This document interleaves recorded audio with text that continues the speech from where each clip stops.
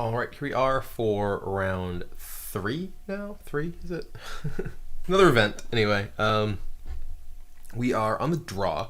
Our opponent is mulliganing. Our hand is good. We have decent mana, assuming our Rattle Claw doesn't die. And even if it does, we can potentially cast something else if we draw basically anything. So we're going to go ahead and keep. We also have a Temple of Abandon. My monitor got moved. Mountain. All right, well, Mountain turn 1 is an example of a matchup in which Rattleclaw Mystic is likely to die. We're going to bottom the Knuckle Blade here. So this is a matchup where Courser Prefix is pretty sweet, and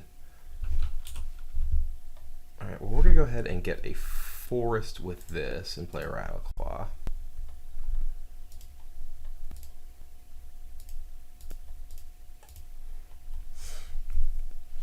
I have a feeling that Rattleclaw may not be long for this world. Or, okay, there's a Rabble Master. Alright, well this is fairly brutal.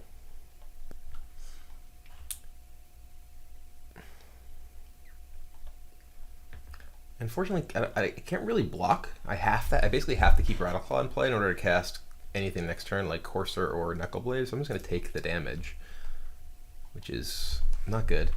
I think I want to play. I think I just want to play Courser, and then I can potentially block Rabble Master. I can't actually play Pelucranos here, but no, we don't want. We certainly don't want to draw a Sarkhan. Bottom. So we're in really rough shape here. I mean, we're on the draw against a red deck, and we have an awkward draw to begin with. And okay, well, we're certainly dead. Stoked, and yeah, we literally are dead. All right, cool. So sideboard-wise, we obviously want all of our Angers. It's a pretty powerful card against this sort of deck. And then we want to take out, I'm guessing Stubborn Denial. Seems fairly weak here. And then Temur Charm also seems quite weak. This is a matchup where we actually don't have really great collection of stuff here other than Anger. Anger seems like it's very powerful, but the rest of our deck doesn't match up very well against aggressive mono red decks. But Anger is a super powerful card in these sort of matchups, so it's possible we can try and lean on it. This matchup and the previous matchup make me think that it's probably incorrect for us to have the configuration we have in our main deck. Having Kiora is certainly nice against decks like Heroic or against Abzan, but it's so bad against a lot of the aggressive decks, and not really necessarily 100% in line with what you want to be doing in game ones against a lot of decks anyway, that I feel like it's possible that it should just be a sideboard card that you bring in those grindier sort of matchups, or where the Kiora +1 ability is especially powerful. We could possibly, play Savage Punch over the Kioras here, because the Kioras here are super bad, I think. I think maybe we do just want like Savage Punch over them to possibly just fight opposing guys. Seems like it's probably a better option. So I'm going to try this. This is, again, a pretty weak setup overall, but it does seem like probably our best selection of options. All right, well, we're definitely mulliganing this. And this is a hand that has Anger of the Gods and only needs 1 additional land to cast it. It also has several things that we can potentially play and have live through Anger. So there's that. A Savage Punch. All right. Well, we need a green source is what we're looking for. All right. Well, we weren't really looking for a tapped one, but our opponent has a really strange draw for a mono red deck here. He says Mountain, Mountain, go, go. Lightning Strike me. All right, well, we will play a Courser. I wonder what my opponent actually has in his hand. So I like Courser there over Knuckle Blade because I just want to be preserving my life total and making this game go longer. And it looks like my opponent doesn't really have anything that's any good. So I kind of just want to play, I can just play Pelucranos here. It's hard to beat a Pelucranos as a mono red deck. not really a ton of incentive to play like Knuckleblade versus Pelucranos. Pelucranos, I have the ability to go monstrous with, which can take out a bunch of dudes. I have to wonder what's in his hand. Like, what hand is it that you keep here? Is it just a fistful of burn? Like I really don't know what my opponent was doing there with that hand. So anyway, we're gonna keep this same sideboarding plan. Maybe we actually take out like Nissa and Sarkhan on the draw, especially for a couple of stubborn denials. We did see that our opponent had at least Lightning Strike and Stoke, and I think that the 5 casting cost Planeswalkers probably aren't good enough in general, and certainly aren't in the draw. Let's go with this.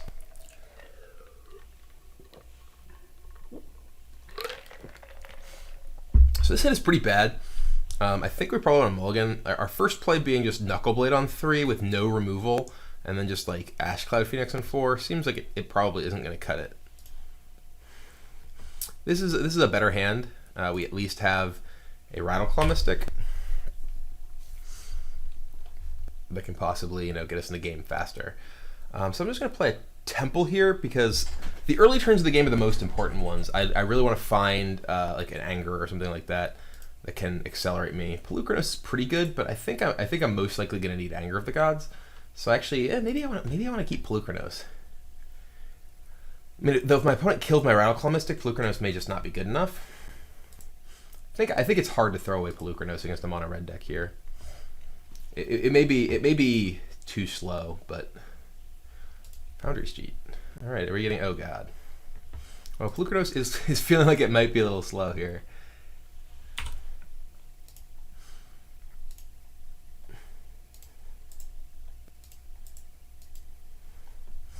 All right, well, we're looking for Anger. Swift Spear, okay. And Borderline Minotaur. All right, well, we're taking a lot of damage. Our opponent's down to 1 card, and we're at least playing a Courser. If we had Anger, we'd basically just win. All right, well, we're gonna play this off the top of our deck, and there's Anger, but we may be dead before we can cast it, unfortunately. Or at least before it can matter. We're just gonna block, whatever his highest power guy is here, I guess. And this may just kill me though, if he has burn spells or most anything. And this does definitely speak to how powerful Anger of the Gods is compared to other possible removal spells. I guess like a Harness by Force. Whoa. Okay, does that kill me? 1, 2, 3, 4, 5, 6, 7. I think this exactly kills me. I think it does 10. I exactly died to Harness by Force there. All right, well that was unsatisfying, but my opponent had an aggressive draw. I mean that was turn 4, wasn't it? My opponent killed me turn 4. All right, well I think this kind of sometimes happens when you play against a mono red deck. I mean my draw was overall pretty strong. Just not quite good enough to keep up with what he was doing, I guess. I mean, I played turn 3 Courser and gained life, and he just blew me up. So, all right, well, I guess we're going to go on to another tournament here because we are not winning very often. And like I said, this was the entire time intended as sort of a testing experimental run with this version of the deck, and it has not been particularly compelling or particularly exciting in a lot of these matchups. I have granted played against a number of decks that are not those that I was specifically targeting with this build of the deck, but at the same time you need to be prepared to run into more than just the specific decks that you're preparing for from a metagame perspective. So you need to have fundamentally solid deck, and some of the things that I've been playing, cards have been drawn like Kiora, Sagu Mauler. Neither of them have been super impressive so far. But anyway, let's go into another match, another tournament, and see how we do.